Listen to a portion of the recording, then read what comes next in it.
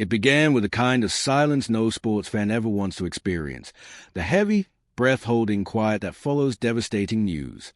Caitlin Clark, the pulse and presence of the Indiana Fever, was out. Her absence wasn't just another injury to work around. It was a deep rupture in the team spirit. Yet, while the public sat stunned, behind closed doors at Fever headquarters, decisions were already in motion. There would be no waiting game, no folding. And suddenly, one name surged at the top of the discussion. Odyssey Sims, a seasoned pro with a fierce glare and a relentless motor. Sims was no stranger to adversity. So when the announcement dropped, Odyssey Sims had signed a hardship contract. The reaction wasn't slow and measured. It was electric. For some, it was a sigh of relief. For others, a raised eyebrow. Why Sims? Why now? But for those who understood the Fever situation, the move made perfect sense. This wasn't just a roster patch. This was a calculated risk, a potentially game-altering decision in a season already hanging by a thread. Hardship contracts aren't handed out without cause. They are emergency levers, broken glass behind which lies one last chance. And with Clark sidelined, Indiana had no more conventional cards to play. Sims wasn't just the most experienced option available. She brought something intangible, edge. Her career spanned multiple teams and systems, from Dallas to L.A., from Minnesota to Connecticut. She had seen every style, adapted to every coaching voice, and survived every pressure cooker. This wasn't just about whether she could still play. This was about whether she could become the steady hand on the wheel while the franchise's brightest star healed. From the outside, the move looked like simple math. One player exits, another enters. But inside the Fever's organization, the stakes were much higher. Some insiders believed no player could salvage the season without Clark's gravitational pull. Others viewed Sims as a spark, a way to keep things alive just long enough. This wasn't about finding a replacement. It was about preserving hope. And in professional sports, hope is often the most precious and fleeting asset. For Clark, watching from the sidelines couldn't have been easy. She's not built for passivity. The court is her arena, her voice, her legacy in progress. Now, someone else was stepping into that void. Sims wasn't trying to become Clark, but comparisons were inevitable.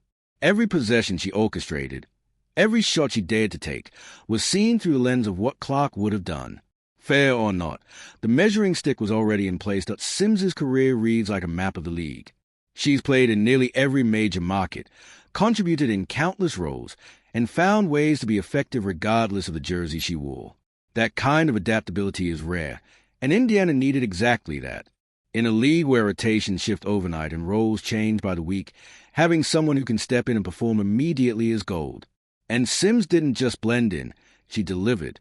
Whether it was scoring in bunches, distributing under pressure, or defending bigger guard despite her 5 feet 8 inches stature, she'd earned her reputation as a gritty overachiever. Still, this moment was different. It wasn't about being a plug-in role player. It was about being the engine. Her recent 32-point explosion against Phoenix wasn't just impressive.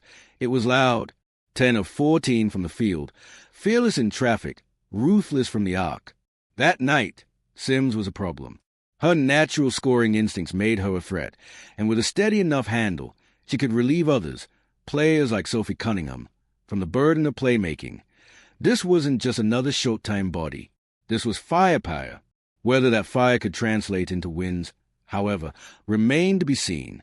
At her size, defending bigger, more physical backcourts like those of the Sparks would be a tough ask. Ari McDonald, the guard Sims effectively replaced, brought elite on-ball defense and relentless energy, qualities a team would now be sacrificing in favor of scoring. The Fever were banking on the offensive boost outweighing the drop in defensive intensity.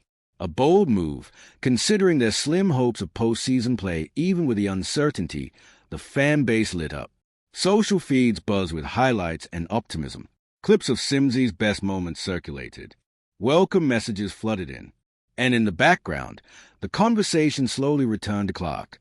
Natasha Howard teased a return, cryptically tweeting, "See you soon, Cece." The suspense thickened.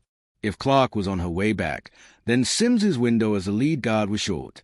The challenge then would be whether she could carve out a long-term role once Clark returned, or if she'd quietly fade into the background. The hardship rules don't allow for much flexibility. When the injured star is ready to return, the team must make choices. And this particular signing felt layered with subtext. Indiana had dipped into the Sparks roster before, like when they added McDonald, and had found some success. That connection, now continuing with Sims, wasn't accidental.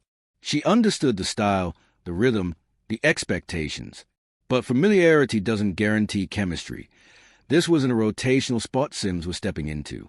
It was a lead guard role, under a microscope, during the most critical stretch of the season. Inside the locker room, reactions were mixed. Some players welcomed her with open arms.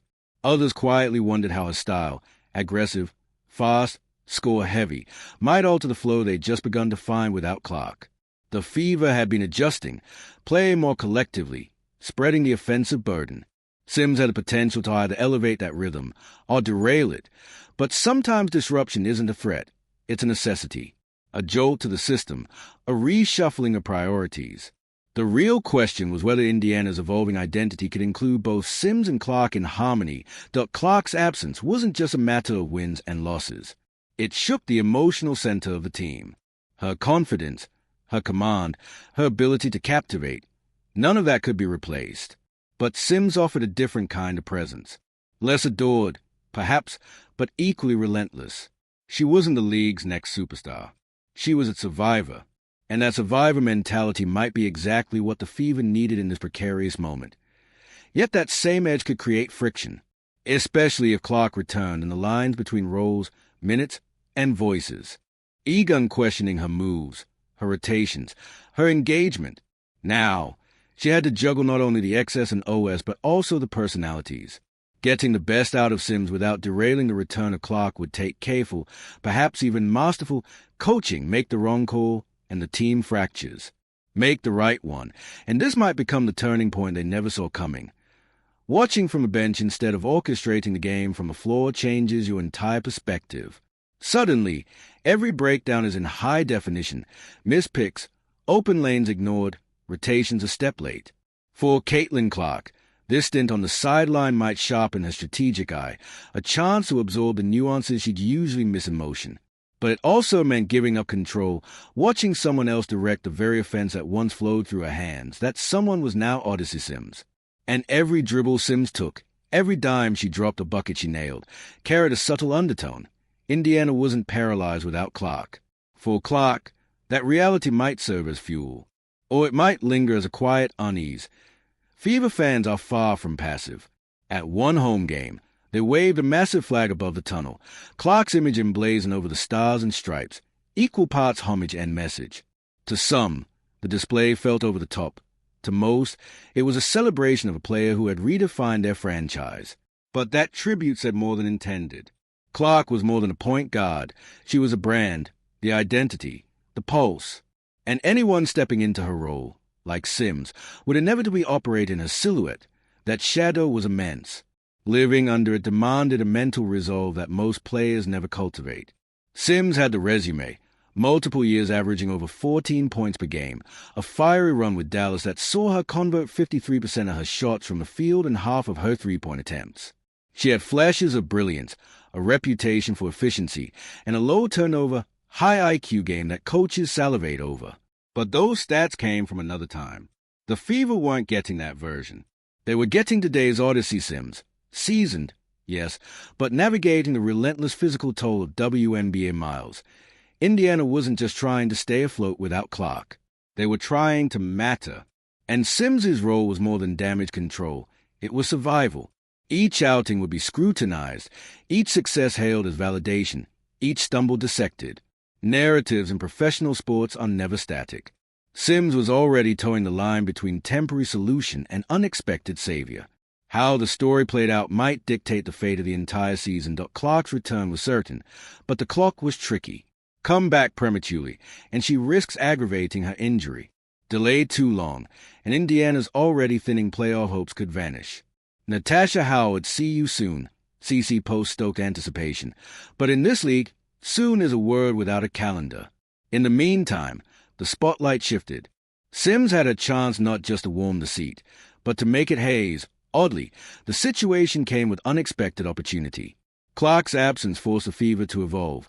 More movement, more sharing, more contributors. In that recalibrated offense, Sims didn't have to impersonate Clark.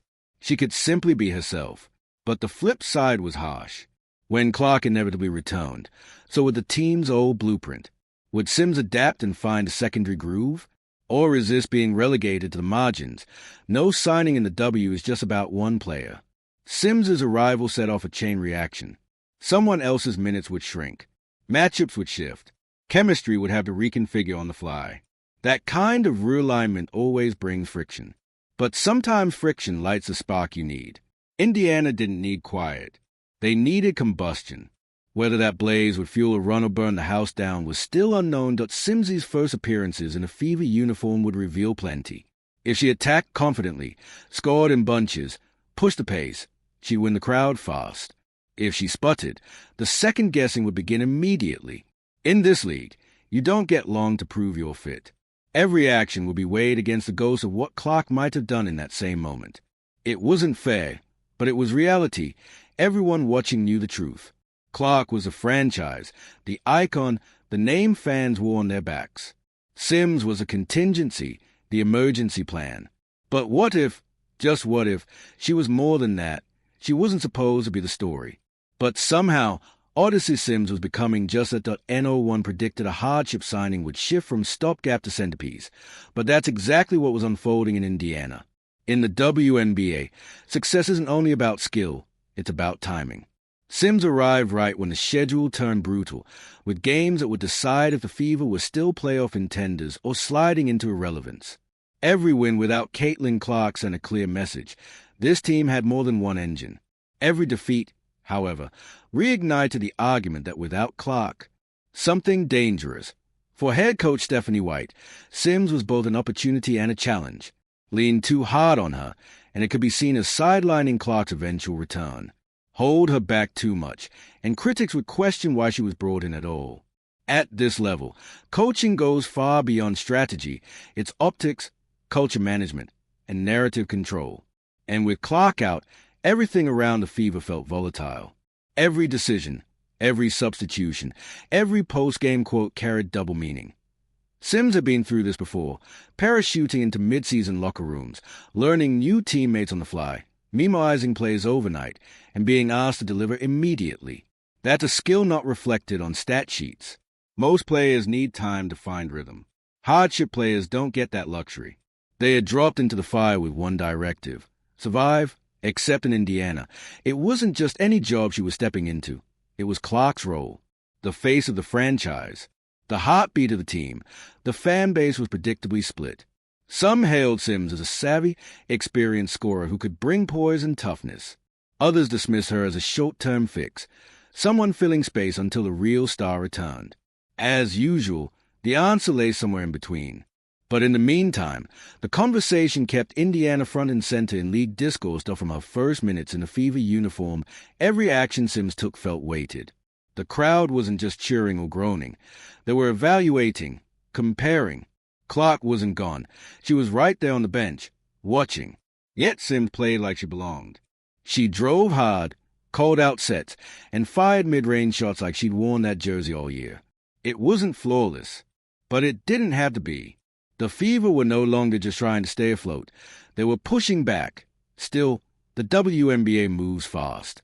By her second game, opposing defenses had already adjusted. Driving lanes shrank. Passing windows closed.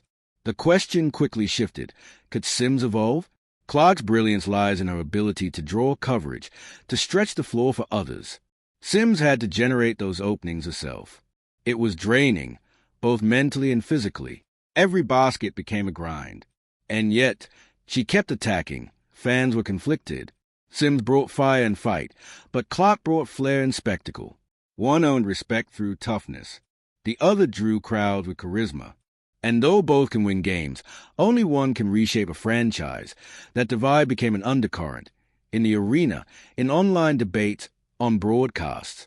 Had the team temporarily grown into something more well-rounded? Or were they losing sight of the identity they built around Clark? White had to walk a tightrope. Giving Sims more freedom meant recalibrating offensive priorities and trusting the chemistry wouldn't fracture. But dialing her back too much would undercut the very momentum she'd brought. Film sessions turned intense. Matchups were studied to the inch, and all of it was done with an eye on what the team would eventually become when Clark returned. That return was approaching. Whispers swirled. 2 weeks out, maybe sooner, maybe not. Clark said little publicly, though her courtside presence was constant.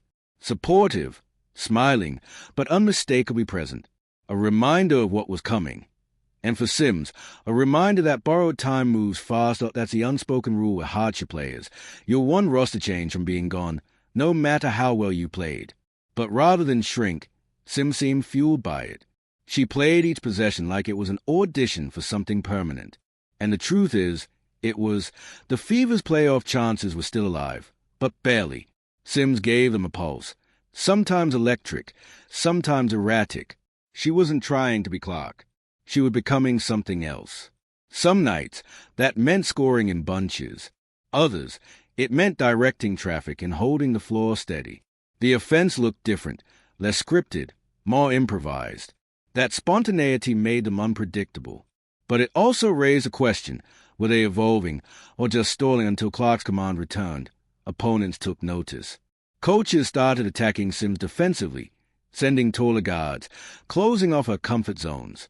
But she responded with grit. Pull-up jumpers, crafty drives, savvy spacing. In a league defined by speed and length, she held her ground through effort and smarts, and still, every miss, every turnover, felt bigger than it should have. Outside the lines, the story began to twist. What started as a fill-in role had become something larger. Could Sims, realistically, help salvage Indiana's season? Sports analysts argued nightly. Some praised her tenacity. Others warned the Fever were investing too much in someone not likely to stick. But internally, the calculation was different. Sims had become a culture set of veterans like Natasha Howard respected her presence. Younger players took cues from her intensity in practice, her attention to detail, her hours with the playbook. She raised a standard, simply by refusing to let it slip. And that kind of leadership, especially under pressure, can be more valuable than any scoring average. Then came the idea, maybe, just maybe, she could stay.